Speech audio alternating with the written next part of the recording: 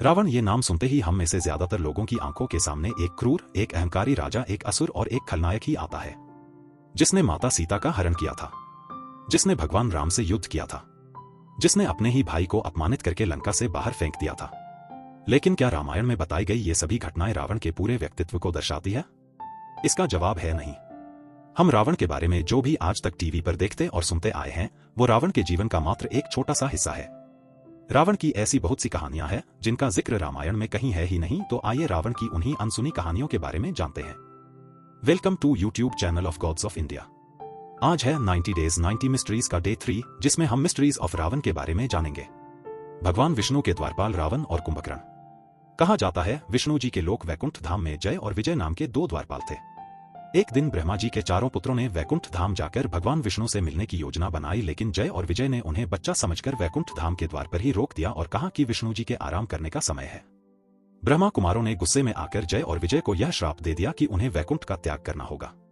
जब जय और विजय ने ब्रह्मा कुमारों से प्रार्थना करी कि वे उन्हें इस श्राप से मुक्त कर दें, तब उन्होंने जय और विजय को दो विकल्प दिए कि या तो वो भगवान विष्णु के भक्त बनकर 7 जन्म तक पृथ्वी पर जिए या 3 जन्म तक विष्णु जी के दुश्मन बनकर पृथ्वी पर जन्म ले। जय और विजय ने दूसरा विकल्प चुना और इसी के चलते रावण और कुंभकर्ण ने धरती पर भगवान विष्णु के अवतार श्री राम के दुश्मन के रूप में जन्म लिया। रावण ब्राह्मण था या राक्षस? रावण जन्म से ही आधा राक्षस और आधा ब्राह्मण था। वह ऋषि विशर का पुत्र था जो एक ब्राह्मण थे और उनकी मां कैकसी एक क्षत्रिय राक्षसी थी।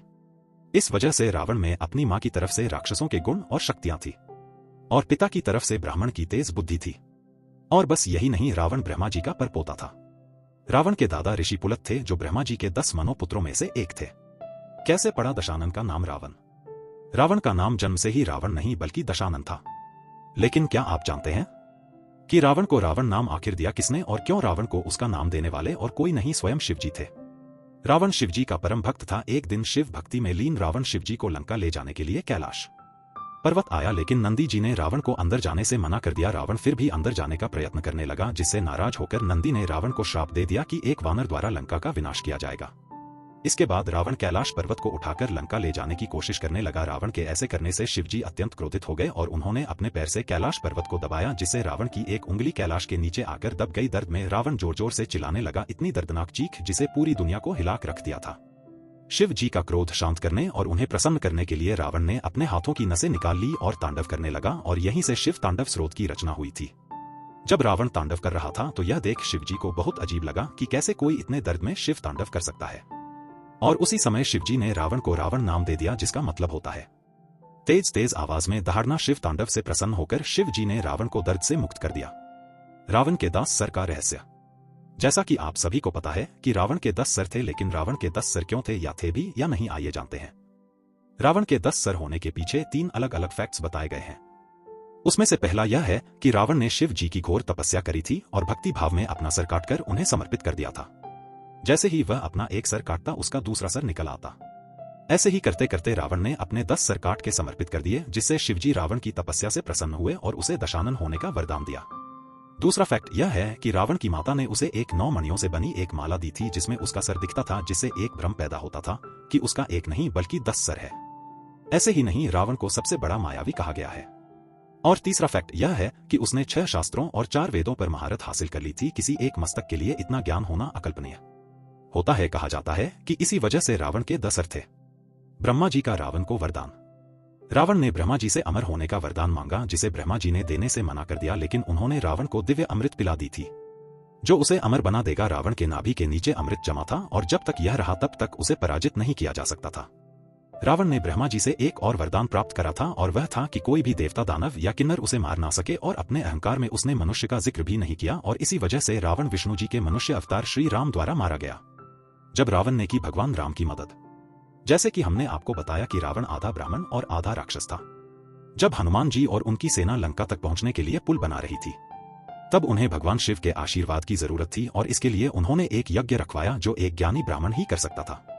और हम सभी यह जानते हैं कि पूरे ब्रह्मांड में भगवान शिव का सबसे बड़ा भक्त और कोई नहीं स्वयं रावण था। और यज्ञ करने के लिए रावण, जो आधा ब्राह्मण था, सबसे योग्य था। यज्ञ करने के लिए भगवान राम ने रावण को निमंत्रित किया, और यह सुनकर आपको हैरानी होगी कि रावण ने उनका निमंत्रण ठुकराया नहीं और राम जी के लिए यह यज्ञ स्वयं किया, और राम जी को अपना आशीर्वाद भी दिया। इसी वजह से राम सेतु ब्रिज का निर्माण हो पाया, जिससे वानर सेना लंका तक पहुंची। रावण का शाव। ऐसा माना जाता है कि आज भी रावण का शव एक गुफा में सुरक्षित है।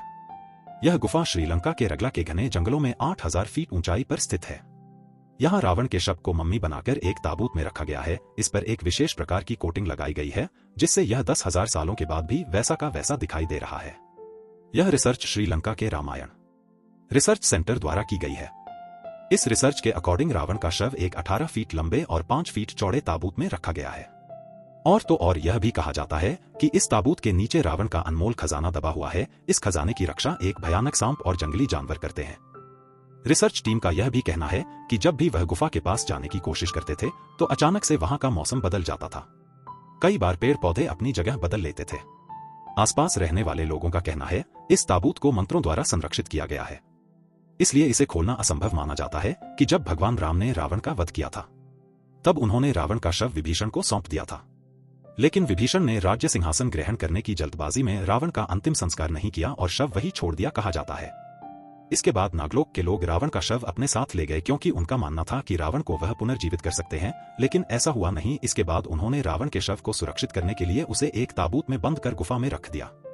सीता माता के पिता कौन?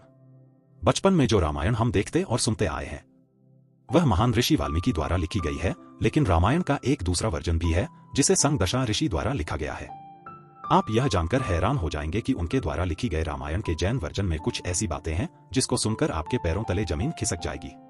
इसके अनुसार सीता माता के जो असली पिता थे वह राजा जनक नहीं बल्कि खुद रावण थे। क्यों हैरान हो गए ना कि ऐसे कैसे हो सकता है? लेकिन इसके पीछे की भी 2 कहानियां हैं। अगर आप इसके रहस्य को जानना चाहते हैं तो हमें कमेंट में यस या नो जरूर लिखना। हम आपके लिए इसके ऊपर अलग से डिटेल वीडियो लेकर जरूर आएंगे। कंक्लूजन, रावण से जुड़ी कहानियां या फैक्ट्स सभी बहुत ही दिलचस्प और चौंका देने वाले हैं। हम यह नहीं कहते कि रावण सही था, लेकिन शायद ये सभी कहानियां सुनने के बाद हम यह तो जान गए कि आज तक रावण जितना बुद्धिमान और बलशाली शायद ही कोई होगा। क्या आप रावण के बारे में यह सभी फैक्ट्स और सीक्रेट्स के बारे में जानते थे? धन्यवाद।